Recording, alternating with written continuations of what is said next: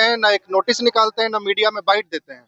या तो ये डरते पता नहीं किस बात का दबाव है, ये भी नहीं, मिलने के लिए भी न करते हैं। एक बार मिल ले हम लोग, अपनी बात रख ले तो बात सही है। अगर यही रवैया रहा सर तो बहुत कम चांस है कि अगली बार इन लोग की गवर्नमेंट बनेगी।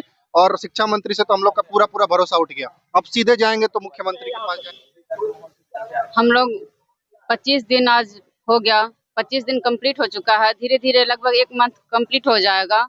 माननीय शिक्षा मंत्री से हम यही कहेंगे कि जो भी मल्टीपल सीट है उस पे हम लोग को सप्लीमेंट्री रिजल्ट दिया जाए। समाज से हम है।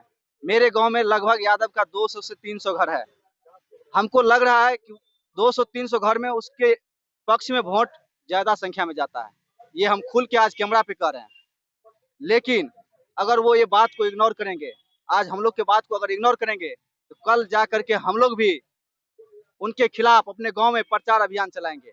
देखिए, मेरा नाम साहिल कुमार है और आप आर्यावर्त टाइम्स देखना शुरू करती है। जी हाँ, 25 दिन, लगभग 25 दिन हो गया है बीपीएससी टीआरई 3 शिक्षक अभ्यर्थियों को लगातार धरना स्थल पर जो है बने हुए हैं। शिक्षा मंत्री से जो है अपनी बात को मनवाने की आस के साथ ये लोग बैठे हुए। 25 दिन हो गया है, किस प्रकार से इन लोगों का गुजारा हो रहा है। लगातार लोग जो है अपने आप को अस्वस्थ बता रहे हैं, रहने में समस्या हो रही है, परेशानी हो रही है और धीरे धीरे जो है मनोबल इनका सरकार और शिक्षा मंत्री से उठता जा रहा है। आइए अभ्यर्थियों से जानते हैं कि कैसे देख रहे हैं आप उनकी इस मांग को और कैसे जो है उनका विश्वास अब ढह रहा है शिक्षा मंत्री से। जो है 25वां दिन से आप लोग लगातार बैठे हुए हैं, मतलब कि कुछ बातचीत वगैरह हो रही है शिक्षा मंत्री से आप लोग? शिक्षा मंत्री से बातचीत हो रही है, बात हो रही है, चीत नहीं हो रही है, समझ गए। हम लोग बात रख रहे हैं लेकिन उधर से भी रिप्लाई नहीं आ रहा है। वो बात को वहीं पे मतलब कि इग्नोर कर देते हैं, वहीं पर खत्म कर देते हैं। जैसे देखिए, लगभग 25 दिसंबर से आज 13 फरवरी हो गया। कितना फरवरी, सॉरी, हाँ, ये 25 दिसंबर से 13 फरवरी हो गया। लगभग धरना का हम लोग का 24वां दिन हो गया। उसके पहले देखिए, हाँ, 25वां दिन हो गया। उसके पहले लगभग 1-1.5 महीना से हम लोग शिक्षा मंत्री से, माननीय सिद्धार्थ से आवेदन के माध्यम से उनसे जवाब मांगते आए।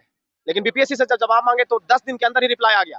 लेकिन माननीय शिक्षा मंत्री जी, आपको क्या ऐसा हम टीआरई 3 अभ्यर्थियों से के साथ दुश्मनी है जो एक रिप्लाई तक आप नहीं देते हैं, एक मीडिया पर आके बाइट नहीं देते हैं? आदेश पत्र तो दूर की बात है, एक मीडिया पर आप बाइट नहीं देते हैं। बताइए, आपका पीए जो है, आईएएस है, जो उनका कम से कम दिल पिघल गया, वो हम लोग के प्रति कुछ भी बोल दिए जदयू ऑफिस में के दिन, जदयू ऑफिस में उस दिन।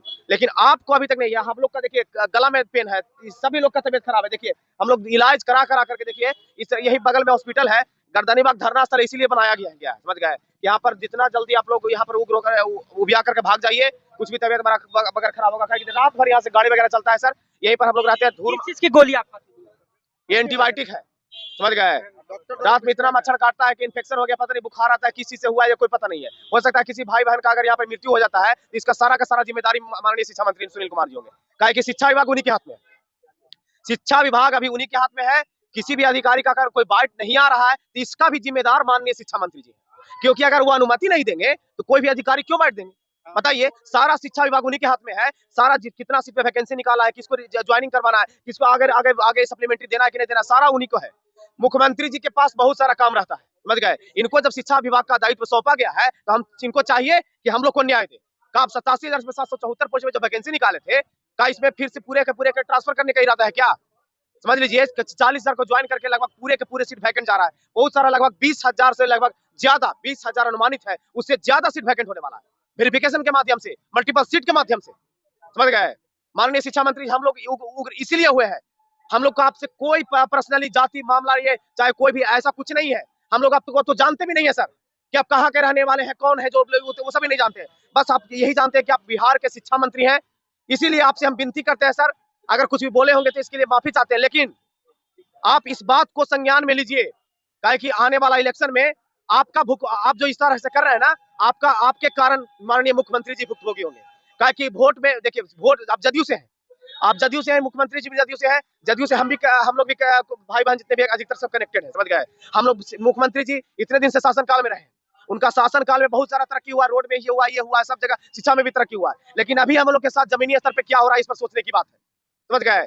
कि 87,774 पोस्ट वैकेंसी निकाल के 40,000 को ज्वाइन कराइए। अब पूरा बढ़कर चिट्ठा दिखा दीजिए कि 9,06,000 का बिहार में वैकेंसी निकला है, इतना हम रोजगार दिए। अरे महाराज, ज्वाइनिंग कितना को करवाए, रोजगार कितना को दिए, इस पर भी बात होना चाहिए ना। पूरा सीट वैकेंट करके बचा करके अगले वैकेंसी में ट्रांसफर कर देते हैं, सिर्फ डाटा तैयार करने से नहीं होता है, समझ गए ना। बेरोजगार युवा को रोजगार दीजिए, अच्छी शिक्षा दीजिए। अच्छी शिक्षा नहीं मिल रही है स्कूल में, क्यों नहीं मिल रहे बताते हैं कि लगभग 10 से 20% करप्ट शिक्षक जा रहे हैं स्कूल में, क्या उनका वेरिफिकेशन अच्छा से नहीं हो रहा है।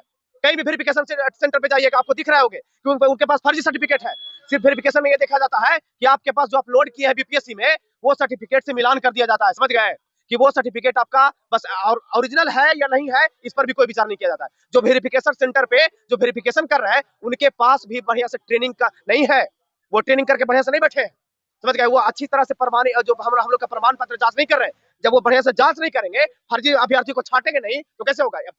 लगभग 4-5 दिन पहले की बात है, मुजफ्फरपुर में एक ऐसा कैंडिडेट धराए है, उनका वेरिफिकेशन हो गया था, समझ गए, उसके बाद वो धराए।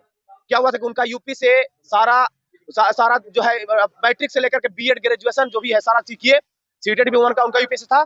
और उसके बाद क्या किए, वो डोमिसाइल किसी तरह से आरटीपीएस नंबर फर्जी बना करके वो डोमिसाइल बिहार का बना लिए, बीसी कैटेगरी का डोमिसाइल बिहार का बना लिए, और आधार कार्ड में बिहार का एड्रेस डाल दिए। जब उनके से पूछा गया कि जब आप बिहार के निवासी नहीं, अब तो वहां के, तो बोलते हैं बिहार में मेरा जमीन है, यहाँ सस्ता सुविधा किसी गांव में जमीन खरीद लिए होंगे, 20-25 हजार में भी जमीन मिल जाता है बिहार में, समझ गए, गाँव बिहार में जाइएगा तो जमीन खरीद लिए होंगे। और आप किसी तरह से डोमिसाइल पैसा उसा दे करके, आजकल जानते हैं अधिकारी लोग 90% जो बैठा हुआ है सब अधिकारी लोग जितना भी है ये सब कुछ बोलता है, जो ब्लॉक वगैरह में सब बैठा हुआ 90% सब करप्ट है, सब 90% सब करप्ट है, अधिक बहुत सारा सिस्टम में गड़बड़ी है, समझ गए। लेकिन माननीय मुख्यमंत्री सब पर संज्ञान लीजिए, ना तो दिक्कत हो जाएगा, समझ गए। दिक्कत हम लोग को नहीं होगा सर, आप ही को दिक्कत होगा, कि हम लोग आप लोग को 24-25 उम्र हुआ है, हम लोग आगे भी पढ़ाई करके दूसरा वैकेंसी में चल जाएंगे। लेकिन आपका माहौल जितने भी आपके पार्टी के कार्यकर्ता है वो माहौल खराब कर रहे हैं। आप अच्छा काम कर रहे हैं, लेकिन माननीय शिक्षा मंत्री जी गोपालगंज के भोरे विधानसभा से आप आते हैं, क्या आप भोरे विधानसभा से आपको सिर्फ वोट देते हैं, ठीक है, वहां पर वोट देते हैं, लेकिन आपको पूरा बिहार का शिक्षा विभाग का दायित्व सौंपा गया है, तो पूरा बिहार के लेवल पर आपको सोचना चाहिए। हम यही कहते हैं कि माननीय शिक्षा मंत्री जी अभी तक हम लोग की बात नहीं सुने हैं, अब हम माननीय मुख्यमंत्री जी के पास जाएंगे, प्रगति यात्रा में हम माननीय मुख्यमंत्री जी के पास जाएंगे, चाहे कितना भी बैरियर लगा दिया जाए, कितना भी रोका जाए, 10 बार मिलेंगे, 15 बार मिलेंगे, हम लोग मिलने का कोशिश करेंगे। जब मिलेंगे हम माननीय मुख्यमंत्री जी को ज्ञापन देंगे, सारा बात उनको बताएंगे, कि हमको पता है कि माननीय मुख्यमंत्री जी के पास अभी तक ये बात नहीं गया है कि हम लोग के साथ क्या। बीपीएससी टीआरई 3 से भाई लोग हैं, उनसे हम बातचीत करते हैं। क्या कहिएगा, जैसे आपके साथी ने कहा कि हमें विश्वास डगमगा रहा है, अब हम शिक्षा मंत्री से नहीं मुख्यमंत्री। हाँ सर बिल्कुल, क्योंकि ये शिक्षा मंत्री गैर जिम्मेदार लग रहे हैं। हम लोग इतना ज्यादा 4-5 बार चले गए, इनके अधीनस्थ जो अधिकारी हैं वो लोग भी मानते हैं कि हाँ तुम लोग का बात जेन्युइन है, मांगा है, सप्लीमेंट्री पे रिजल्ट देना चाहिए, लेकिन शिक्षा मंत्री पता नहीं इनको क्या हुआ, ना एक मेमोरेंडम निकालते हैं, ना एक नोटिस निकालते हैं, ना मीडिया में बाइट देते हैं।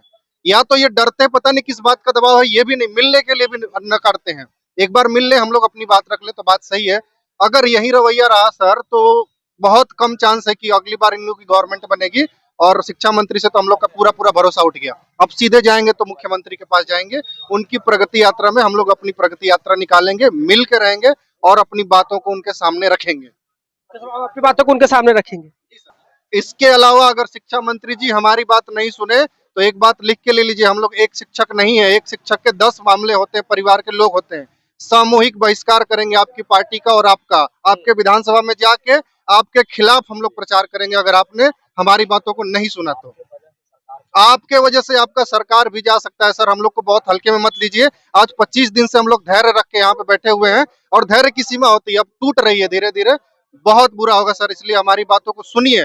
एटलीस्ट एक बार हम लोग में से 4-5 लोगों से आप मिल लीजिए, हमारी बात मान लीजिए, अपनी जिम्मेदारी समझिए, जैसे बीपीएससी के चेयरमैन ने समझा।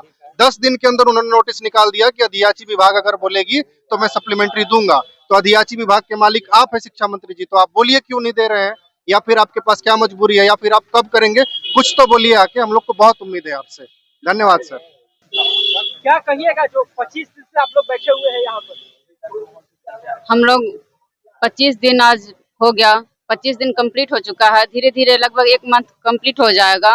माननीय शिक्षा मंत्री से हम यही कहेंगे कि जो भी मल्टीपल सीट है उस पर हम लोग को सप्लीमेंट्री रिजल्ट दिया जाए, और जो भी डीबी में जो भी बच्चे जो भी कैंडिडेट छट रहे हैं, जो भी वैकेंट सीट है उस पर सप्लीमेंट्री रिजल्ट दिया जाए। क्या कहिएगा, 25 दिन हो गया, 25 दिन हो जाए या 50 दिन हो जाए, जो हम लोग का मांग है उसके लिए अगर 50 दिन भी बैठना पड़े तो हम लोग बैठने के लिए तैयार हैं।